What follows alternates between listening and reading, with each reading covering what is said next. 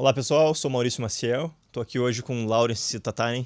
Ele é fundador e CEO da THX Log. Tudo bem, Laurence? Obrigado pela presença e por ter aceito o meu convite. Não, prazer é todo meu, né? Como já comentamos antes do episódio começar aqui, no nosso papo, que foi muito bacana. Eu acho que essa conversa demorou até para sair, a gente se conhece já há tanto tempo, e já teve tantos papos profundos, né?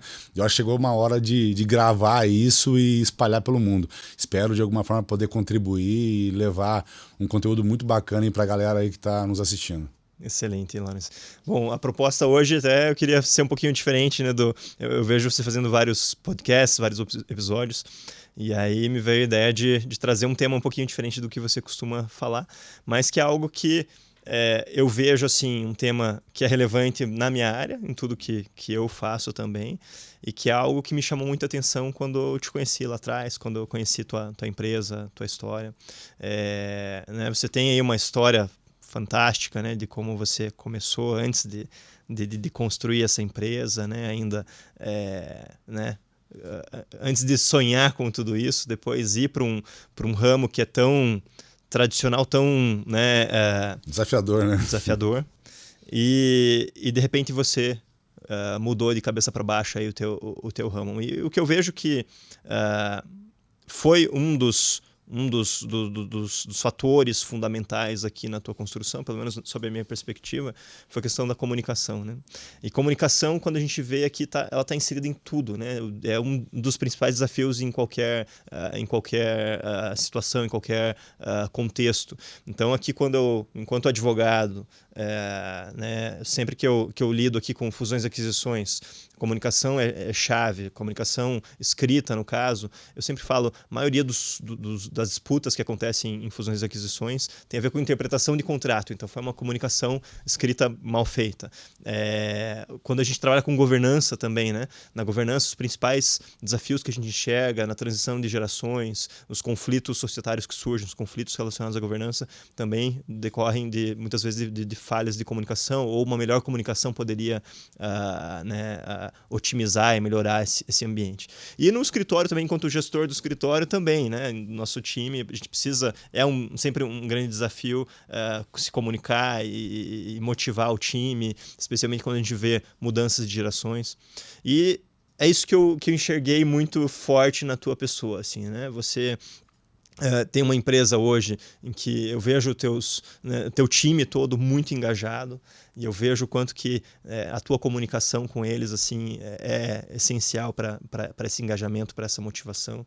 E eu vejo também no teu negócio, né, o quanto você consegue ser disruptivo no teu negócio, não só por conta do teu modelo de negócio, mesmo que já é disruptivo, até acho que para quem não conhece é bom depois você explicar um pouquinho melhor, mas também porque você olha para as necessidades, né, de cada um dos teus clientes, o que eles precisam enxergar, né, que indicadores que eles precisam na prestação do serviço, e você consegue comunicar de forma adequada, com relatórios adequados. Então, bom, para quem não conhece, conta um pouquinho da tua história, por favor, passando por essas questões chaves de comunicação. Bacana.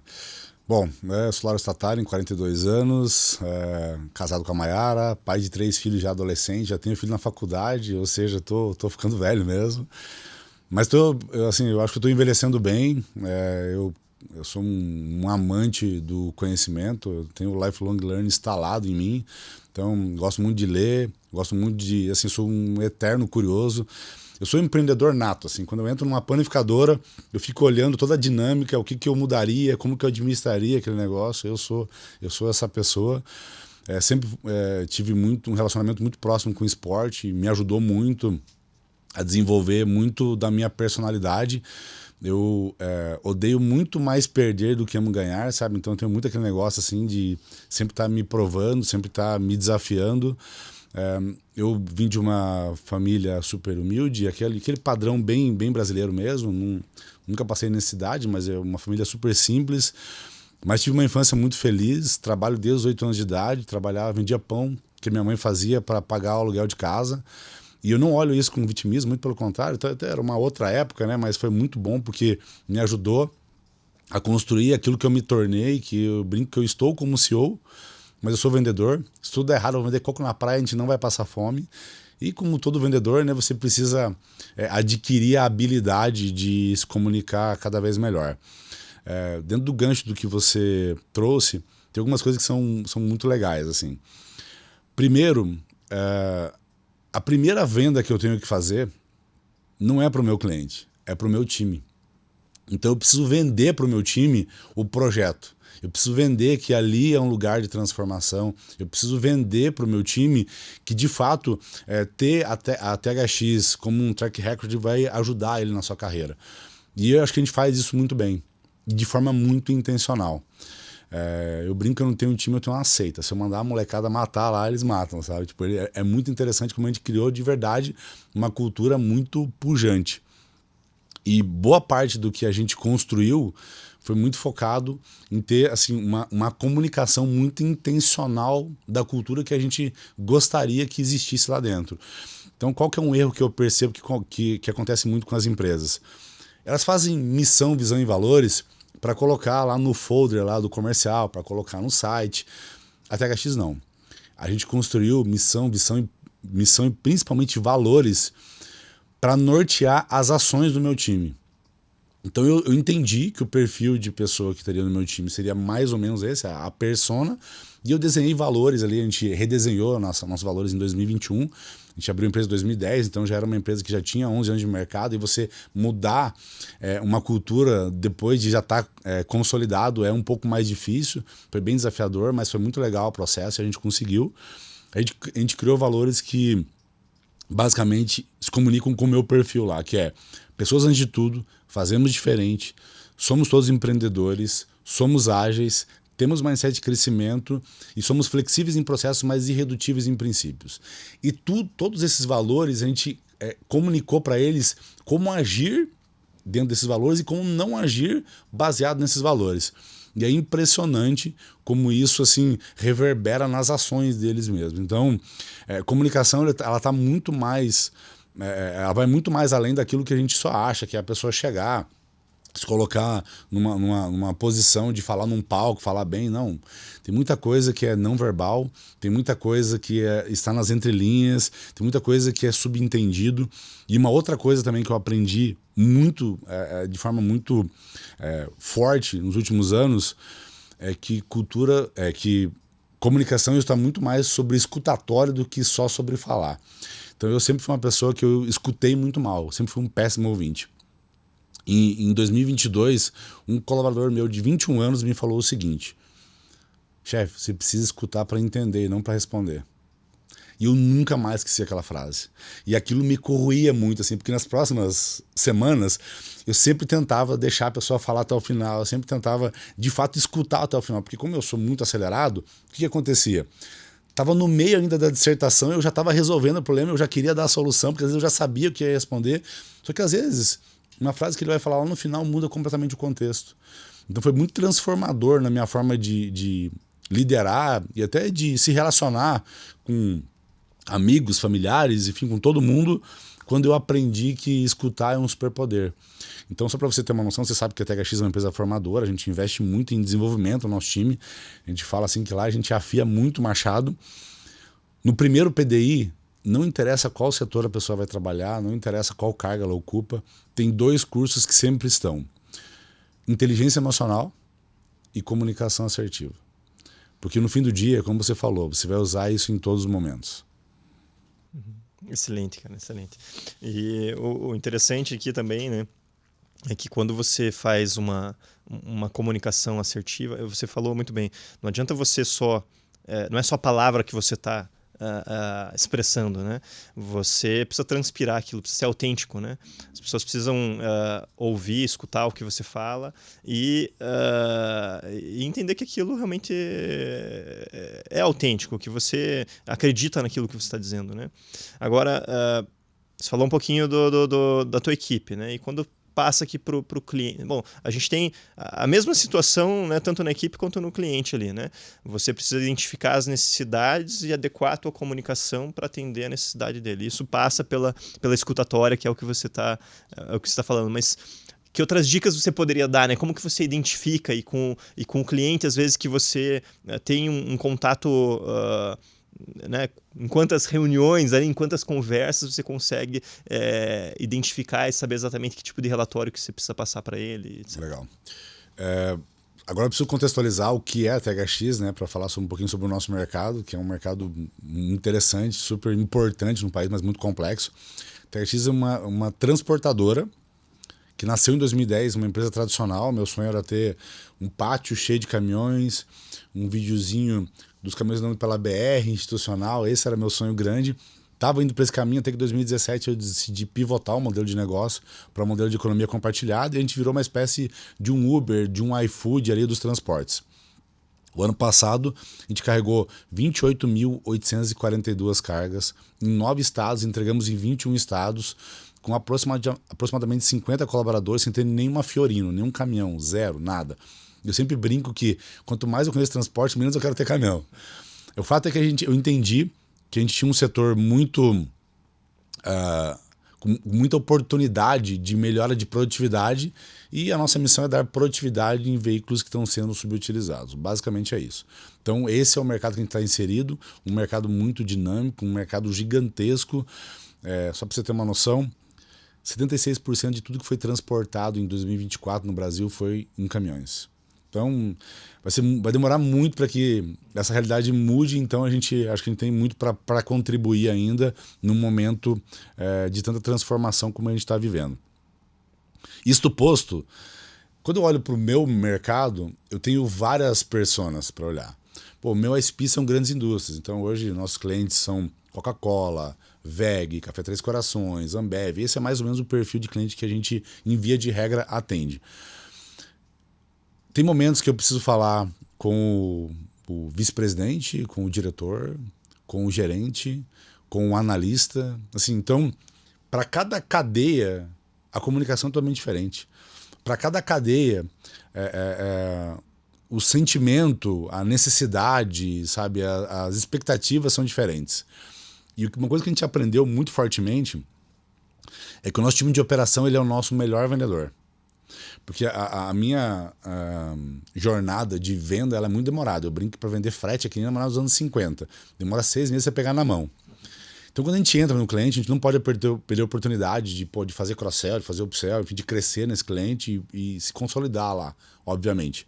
Então a gente treina muito o nosso time de operação, que teoricamente, numa empresa tradicional, é um time mais brutão, a ser muito vendedor. A alinhar a comunicação, para estar o tempo inteiro assim, buscando, cara, qual que é o sentimento do cara que realmente é impactado pelo nosso trabalho de acordo com o que a gente entrega. E isso tem dado muito certo. Então passa um pouquinho para aquele refinamento, que é de você treinar o teu time, como se comunicar, como fazer as perguntas certas, dentro do spin selling, não sei se você ouviu falar. A gente treina o nosso time de operação a usar o spin selling para poder entender qual é o momento do cliente. Então isso é muito legal. E a gente tem um outro ator muito importante na THX, um dos mais importantes, que é o motorista. Que daí você vai para um outro viés. É uma pessoa geralmente desescolarizada, muito simples, um cara muito sofrido, muito maltratado, então ele é muito reativo, ele é muito brutão mesmo, assim, porque ele é acostumado que é dessa forma que as coisas acontecem. E a gente mudou totalmente a forma de se comunicar com esse público. Então, por exemplo, o meu time que faz tracking, que acompanha os carros que estão na rua, 100% deles é mulher. E eu nunca contrato aquela mulher que ela é mais agitada, que ela é mais correria, assim. Eu contrato as que são mais calminhas, as que falam mais baixinho. Porque no momento de tensão, essa pessoa vai conseguir acalmar lá na ponta. Aí o que a gente faz também? A gente treina elas para elas serem muito empáticas. Então, assim, entenda que na situação lá, ele tá lá às vezes na chuva, no sol, 2 dias esperando na frente de um cliente, sem estrutura nenhuma, e que você tem que ser o adulto da conversa.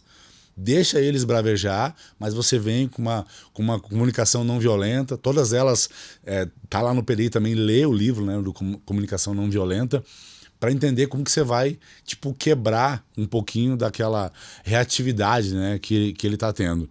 Então, no fim do dia, aprendi isso olha que interessante, estava numa consulta médica e estava passando, tipo, TV do Estado, assim, sabe, na sala de espera. E o Rafael Greca falou um negócio que me marcou muito, isso tem mais de 10 anos. Ele estava numa escola falando com um monte de criancinha, e a repórter perguntou assim, nossa, é muito legal como você consegue se comunicar também, né, com crianças aí do primário e tal. Ele falou assim, naquela simplicidade de comunicação dele, né? Ele falou assim, as pessoas acham que um bom comunicador é aquele que tem o maior vocabulário, que tem, né, o vocabulário mais rebuscado, e na verdade não. É aquele que consegue adaptar melhor a sua comunicação ao seu público. Então essa foi uma coisa que lá atrás, há mais de 10 anos, eu tive esse clique, e eu tento transmitir isso muito pro meu time. Que na hora de, pô, se manda um e-mail, que eu senti que foi um pouco informal demais, onde tá um monte de gente copiado, eu vou lá e dou feedback, ó.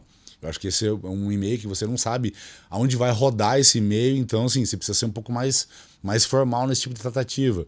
Então assim, são pequenos detalhes que na minha visão fazem toda a diferença, Maurício. E isso pode ser aprendido, então, não é necessariamente só no recrutamento que você já pega as pessoas que são expert em comunicação. Vou falar uma coisa assim, ó, sem medo de errar. A esmagadora maioria das pessoas que estão hoje no nosso time, e boa parte daquelas que mais performam, chegaram lá muito cruas. A primeira coisa que o meu time de RH busca no processo seletivo, na primeira fase, né, que são 4 fases lá para a pessoa ser aprovada, essa pessoa tem mindset de crescimento. Tem que ter mindset faixa branca, assim, sabe? Chegar todos os dias lá para aprender. Porque eu aprendo todos os dias. Acabei de citar um exemplo que eu aprendi com um colaborador, sabe? Então, quem tem a mentalidade de crescimento, assim, não tem aquela visão meio de funcionário do Banco do Brasil, assim, sabe? De, pô, quer estabilidade e quer tá se desafiando, quer mudar a sua trajetória, lá é o lugar certo. Então, de fato, a gente entendeu que, assim, eu não adianta eu gastar vela boa em defunto ruim também, né? Então, se a pessoa quiser muito de verdade, a gente sim consegue ensinar ela. Hoje, para você ter uma noção, eu tenho um time que é um time comercial, só que ele é um time que só contrata motoristas. Então, basicamente, ele faz uma venda para esse cara, tentando convencer ele que trabalhar para a gente é um bom negócio para ele. Cara, isso é venda pura. Eu diria para você assim, que mais de 50% desse time meu são pessoas que são mais introspectivas. Só que aquela pessoa, assim, esse monte de script, ela segue. Ela pensa rápido, sabe? Como ela não tem essa ansiedade de falar muito, ela escuta muito mais o outro lado. E venda assim, quem falou primeiro perdeu. Você sabe, né? Então, no fim do dia, a gente quebrou muito aquele conceito de que vendedor tem que ser do meu perfil, assim, sabe? Uma pessoa mais expansiva, que fala alto. Não precisa disso. Eu acho que se a pessoa quiser, ela pode aprender qualquer coisa. Imagino que todo esse aprendizado também, você, acho que como eu, né, eu sou muito da melhoria contínua, né, a gente nunca vai parar de aprender e a gente está sempre querendo, até por conta do esporte, né, a gente não quer só fazer o melhor tempo do que os nossos concorrentes, a gente quer fazer o melhor tempo em comparação com o nosso último tempo, né, a gente quer ir se competindo consigo mesmo, né? E aqui imagino que você tenha tido uma trilha, né, de aprendizados ou foi sempre, né, você acertou todas as vezes sempre, né? Quais que foram os principais erros cometidos, que fizeram você conseguir aprimorar essa comunicação nesses diferentes cenários? Não, legal. Eu fui dar uma palestra numa convenção no Rio de Janeiro, uns 2 meses atrás, e era uma conversa era para representantes e vendedores. E daí me convidaram, eu falei assim, você pode me dar liberdade de eu escolher o que eu vou falar? Pode, eu confio no teu trabalho. E eu escrevi uma palestra do zero, e o título da palestra era assim, como ser um excelente perdedor.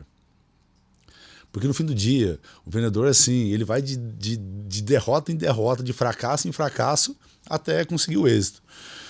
E basicamente o que eu fiz naquela apresentação foi mostrar para eles assim, o quanto que os meus fracassos me forjaram. Porque no fim do dia, hoje, se perguntar assim, qual que é o teu superpoder? O meu é inteligência emocional. A minha mulher fala que eu sou chato, mas na verdade eu só aprendi a ser equilibrado. Eu sou uma pessoa muito passional, faço terapia há muitos anos, mais de década já. E eu entendi que assim, as piores decisões que eu tomei, ou eu estava muito feliz ou muito triste. Então eu tento viver numa escala de emoção de 0 a 100, entre o 40 e 60. Nada me deprime, mas também nada me deixa muito emocionado. E muitas vezes eu cheguei lá na THX e estava assim, o caos, e eu, na tranquilidade, eu fui e tentei resolver, sabe? Então, no fim do dia, os problemas não são tão grandes como a gente imaginava. Passei por isso muitas vezes e eu tento transmitir essa tranquilidade muito pro meu time. Então, obviamente, que eu errei muito em comunicação. E eu vou pegar um exemplo aqui de, assim, olha como as coisas se conectam. Do jeito que você é em um âmbito da tua vida, você vai ser em todos. Então, se você é um cara leal à sua esposa, você vai ser no seu trabalho. Se você é uma pessoa disciplinada no teu trabalho, você vai ser na tua vida pessoal. Se você organiza a tua mesa no trabalho, com certeza o teu guarda-roupa é organizado e por aí vai. Vira um efeito em cascata. E eu, quando eu abri a empresa, eu tinha um filho de 4 anos, um recém-nascido, a minha ex-mulher estava grávida do 3º e nós 2 ficamos desempregados no mesmo dia. Ou seja, eu abri no meio do caos. E eu abri numa pressão absurda, não foi por oportunidade, assim, foi por necessidade. E os primeiros 2, 3 anos foram assim, anos que eu coloquei de fato assim, a minha alma, sabe, no negócio. Foram anos muito difíceis. E eu cheguei totalmente despreparado para fazer isso.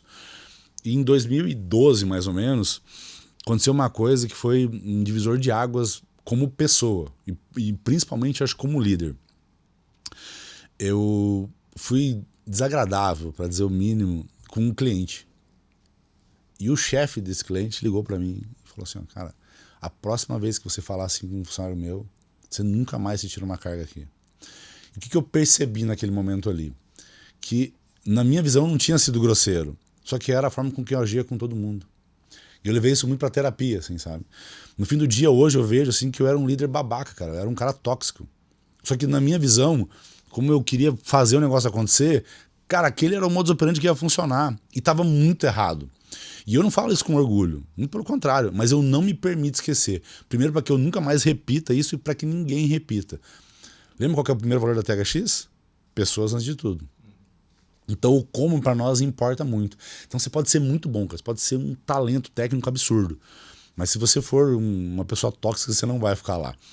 Então assim, eu errei muito, eu bati muito a cabeça, eu errei em negociação, eu errei muito em ajustar a expectativa errada com o liderado. Assim, comunicação, apesar de eu sempre ter me exposto muito, eu sempre, quando tenho uma palestra, alguém pode fazer pergunta, eu sempre sou o cara que eu faço. Eu não vou embora com dúvida, sabe? Eu sempre tento fazer. Eu talvez tenha, por falta de preparo mesmo, errado muito em coisas que são muito simples.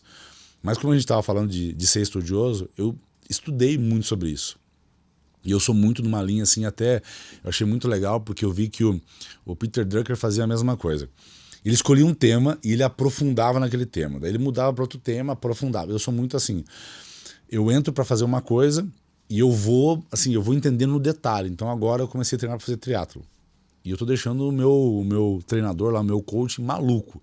Porque tudo eu quero saber o porquê, eu quero entender, cara, o que é esse gráfico, aí se eu comer isso daqui, tudo eu quero saber nos detalhes. Porque eu gosto de estudar, assim, para mim é prazeroso fazer isso. E lá no começo, quando eu percebi que eu tinha esse problema, 2002, 2013, eu fui estudar muito sobre liderança. Assim, primeira coisa, eu preciso entender assim, que eu preciso multiplicar a capacidade minha produtiva. Então eu preciso fazer outras pessoas performarem melhor. E toda vez que você vai falar de liderança, eles falam muito sobre comunicação. Então ali eu fui começar a entender, começar a ler e perceber que comunicação ela está muito além só daquilo que a gente fala. Mas ela está muito mais ligada com aquilo que a pessoa entende. Então, tinha uma frase lá de 1990 que funcionava bem para aquela época, mas para mim, hoje em dia, não funciona mais, que eu sou responsável pelo que eu digo e não pelo que você entende. Não, sim, eu sou responsável pelo que você entende. E eu demorei muito para desconstruir isso, sabe? Então, eu tinha muito aquela, sabe, era muito, talvez vaidoso, arrogante, achava, não, mas eu falei para você, mas pô, falei da forma certa? Talvez não. Então, foi de tropeção em tropeção, de fracasso em fracasso que eu construí a minha capacidade de comunicar hoje. Eu sempre falo assim que eu sou um gestor nota 7.5, mas eu sou um líder nota 9. Mas por quê? Porque eu aprendi a como tocar o bumbo. E tocar o bumbo, cara, é estar presente, é estar todos os dias reforçando aquilo que é importante. Porque quando você sabe que eu falo muito sobre cultura, né? E cultura, pra mim, assim, primeiro que ela é o espelho do que eu sou. Tipo, a cultura da empresa vai ser o meu reflexo. E segundo, que é uma maratona. É um negócio assim, que assim, tem alguns mantras lá que você precisa repetir todos os dias, porque senão ela se perde, sabe? Ela vira fumaça. Então eu aprendi a como ser repetitivo sem parecer repetitivo. E quando eu sou repetitivo, eu uso até, tipo, piadas, sabe? Ó, como eu já falei, né? Sabe? Eu tento fazer um negócio, uma coisa, de uma forma bem leve. E isso deixa muito claro pro meu time que é o que eu espero deles e o que eles podem esperar de mim, sabe? Então, comunicação para aquelas pessoas que você tem um pouco mais de intimidade, ela é muito negligenciada. Você tá lá com um cliente teu ou com uma pessoa que você tem pouca intimidade, você tem que cuidar muito mais nas coisas que você fala. Mas quando você tá com um colega de trabalho teu, com um par, ou com um liderado, ou com um familiar, ou com a sua esposa, pô, às vezes dá para você ser um pouquinho mais intencional, né? A Mayara sempre fala para mim assim, ó, não vem usar essas técnicas de persuasão comigo que eu já peguei, essa aí não cola mais. Legal. Eu estudei uma época enfim, programação neurolinguística, né, PNL. E aí tem uma frase que eles falam sempre que é: o mapa não é território, né? Tudo que você enxerga é como se fosse o mapa, mas você olha o mapa, não necessariamente aquilo é exatamente igual à realidade, né? Por quê? Porque, na verdade, já parou para pensar que tudo isso que a gente está vendo, na verdade, é o que os nossos olhos estão captando pelo nosso sentido da visão, que levam uma mensagem para o nosso cérebro, que traduzem isso, né, da forma como está enxergando. Mas, de repente, você enxerga de outra forma, você está observando outros detalhes, você está... ou você é daltônico, você enxerga outras cores, ou alguma coisa assim, né? Então, o que é a realidade? A gente nunca sabe o que é a realidade. Eu sei qual é o meu mapa. Eu preciso entender qual que é o teu mapa, né?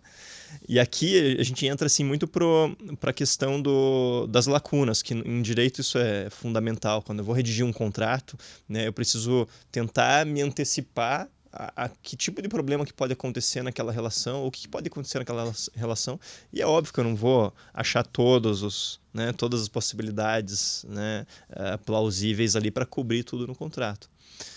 E às vezes eu escrevo uma cláusula em que eu tenho uma interpretação porque é a forma como eu estou enxergando, de acordo com com o meu contexto, com as minhas vivências, etc. E quando você lê aquilo, talvez você dê uma outra interpretação. E talvez eu deixe de redigir alguma outra cláusula, porque para mim é óbvio, né? E para você nem tanto. E aí, de repente, quando o nosso relacionamento comercial às vezes começa a avançar, em algum momento surge aquela situação em que você vai falar: não, mas isso aqui não estava no contrato. Eu vou falar: não, mas isso era óbvio. Era óbvio, né? Não, mas é óbvio o contrário. Óbvio para mim é diferente. Sim.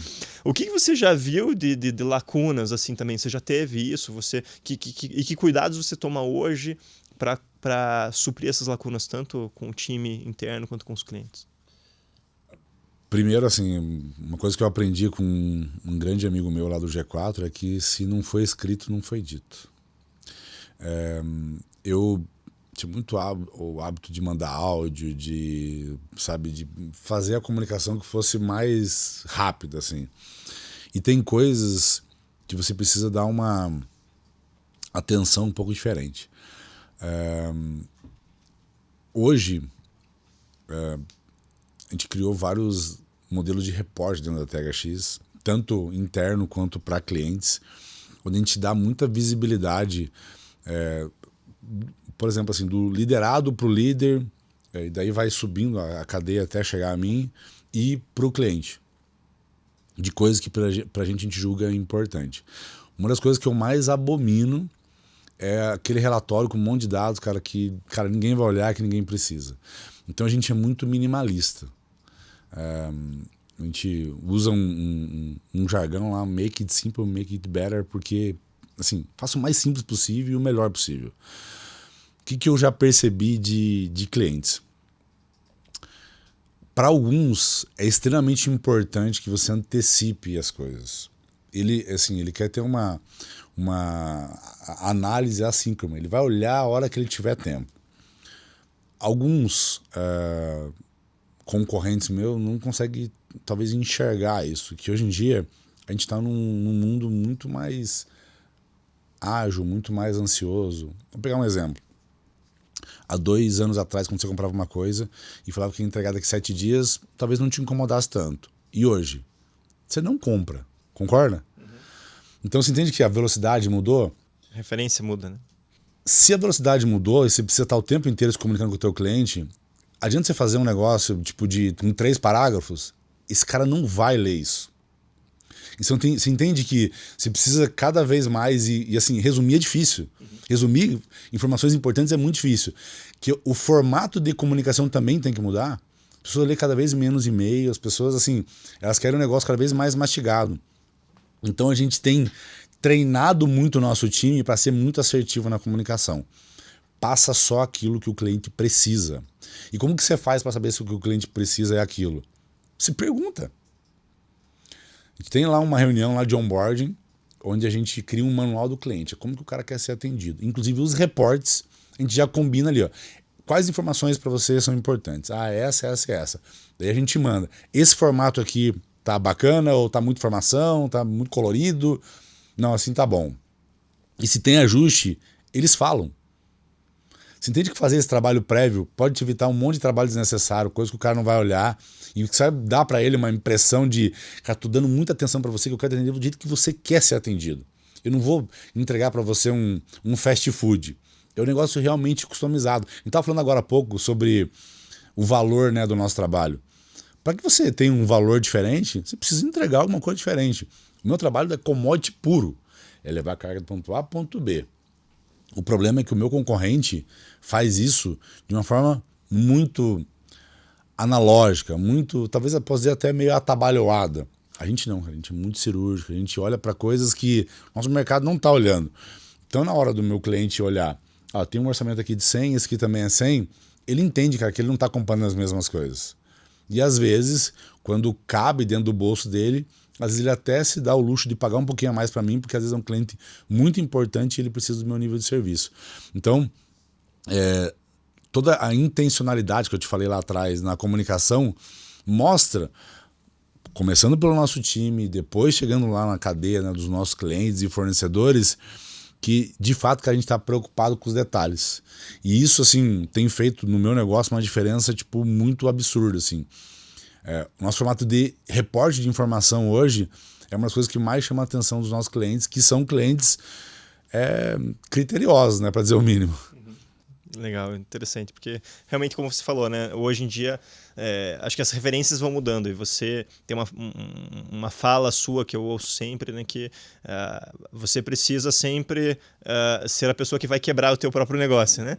Você precisa estar sempre se aprimorando também e de repente acho que você está criando referências, né, que a partir do momento que o cliente te contrate e tem esse nível de informação, talvez ele enxergue de forma diferente, mude a referência dele, ele enxergue de forma diferente os reportes que ele tenha dos concorrentes, certo? Sem dúvida. Uma outra coisa importante de falar de comunicação é assim, a gente está vivendo um momento onde tem mais gerações no mercado de trabalho ao mesmo tempo. E assim, se comunicar com millennials, comunicar com geração Z, X, Y, beta, enfim, todas as que virão, é completamente diferente, cara. Completamente diferente. O pessoal reclama muito de geração Z, porque eles são mimizentos, porque eles não têm... assim, eles não se conectam com as empresas mais como o teu caso, né? 14 anos, o meu caso também, 14 anos trabalhando na mesma empresa. Eles são muito mais voláteis nos relacionamentos. Só que daqui a 5 anos, eles serão 50% do mercado consumidor e provavelmente uns 30% dos líderes. Então, se a Marins Bertoldi e a THX não aprender a lidar com essa geração, cara, nossos negócios vão morrer. Qual é o ponto? Como que você... Pegar o exemplo do teu negócio tão complexo quanto o meu. Como que você se comunica com uma geração lá com Baby Boomer ainda, com geração X e depois Millennium, que são a galera que está à frente dos negócios, numa comunicação muito mais formal e ao mesmo tempo se comunica internamente, às vezes talvez até externamente, com esse público totalmente diferente. Eu não sei o quanto você está preocupado com isso, mas é uma coisa que eu estou dando muita atenção. Como que eu consigo ter comunicações diferentes para públicos diferentes? Porque uma coisa que eu li em algum livro, que eu não lembro mais qual é, mas que também me marcou bastante, E funciona muito para a geração Z, muito mais que para a gente é muito mais, posso dizer até que cascudo, né? É que as pessoas, elas podem esquecer o que você disse ou o que você fez, mas jamais o que vocês as fez sentir. Geração Z está muito preocupado com a forma com que eles se sentem dentro de um ambiente. Então, eu brinco que... brincadeira não, eu falo para os meus líderes que assim, nosso time precisa se sentir percebido e pertencente. É assim que a gente vai reter bons talentos. Essa nova geração, ela precisa entender assim que, cara, que você está prestando atenção nela, que você está preocupado com o que ela está sentindo, que você está preocupado com o crescimento dela, com a evolução dela, com a jornada dela, e que ela pertence a alguma tribo. Então, que as atividades que ela faz, assim, hoje mais do que nunca você precisa comunicar o porquê que ela faz aquilo. O impacto que aquilo tem, tanto positivo como negativo. Se ela fizer bem, cara, o que isso aqui vai gerar? E se não fizer tão bem, o que aquilo pode impactar? Então, assim, elas precisam de... Assim, a gente precisa se justificar para elas para poder liderar. E isso, alguns anos atrás, quando a gente entrou no mercado de trabalho, era inconcebível, né? Só faz e acabou. Mas hoje em dia não é mais assim. A gente vê uma preocupação, realmente, né? Quando a gente entrou, minha mãe chamava isso de geração asinha. Que quando ela era criança, ela ficava com a asinha, né? E os pais comiam a melhor parte da carne. E aí, quando ela virou mãe, né? A tendência foi dar a melhor parte para os filhos e ela continuar com... Geração sobrecoxa. Geração sobrecoxa. Então, e a gente vê isso, né? Nas empresas, claro, também quando eu comecei a trabalhar, também não... ninguém se preocupava, né? Tanto com o meu crescimento, etc. Eu que tinha que correr atrás e me virar. E hoje em dia é o contrário. A gente vê as empresas precisam, né, se preocupar e realmente entender melhor a equipe e ajudá-la a se formar. Legal, cara. Infelizmente a gente está chegando ao final aí do nosso papo, mas para encerrar, tem alguns podcasts que fazem um negócio que eu gosto que eu queria tentar replicar aqui. Você tentar trazer aqui 3 passos práticos que você recomendaria para qualquer pessoa melhorar a sua comunicação. Vamos lá. Primeiro, você sabe que eu sou um amante da leitura, né? Os livros transformaram a minha vida. Você não vai conseguir se comunicar bem se você não tiver repertório. Então você precisa ter vocabulário, você só vai conseguir construir essa base mental através da leitura. O segundo é exposição. O que eu faço com todo mundo que entra lá na empresa que tem medo de falar? Cara, todo workshop que a gente tem, tudo que a gente tem lá de apresentação é para essas pessoas que eu faço pergunta. Porque ela precisa ser testada, ela precisa entender que quando ela falar em público ela não vai morrer. Porque tem gente que tem mais medo de falar em público da morte, né? Isso é um estudo real. Então, assim, todas as vezes que tiver oportunidade de falar, você fale. E o terceiro que até está um pouco ligado com o segundo, mas é uma coisa que trava demais emocionalmente as pessoas, não tenha medo de parecer burro. Não perca a oportunidade de aprender. Sabe? Assim, se você está num lugar onde você talvez não seja o mais esperto, mais entendido da roda, ótimo, cara, você está no lugar certo.